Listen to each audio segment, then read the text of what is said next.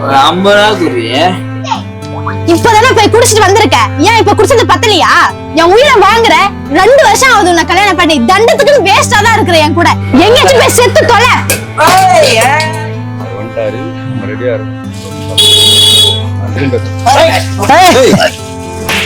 காலையிலதான் அவன் பொண்டாட்டி அடிச்சு திரட்டி அமிச்சிச்சு.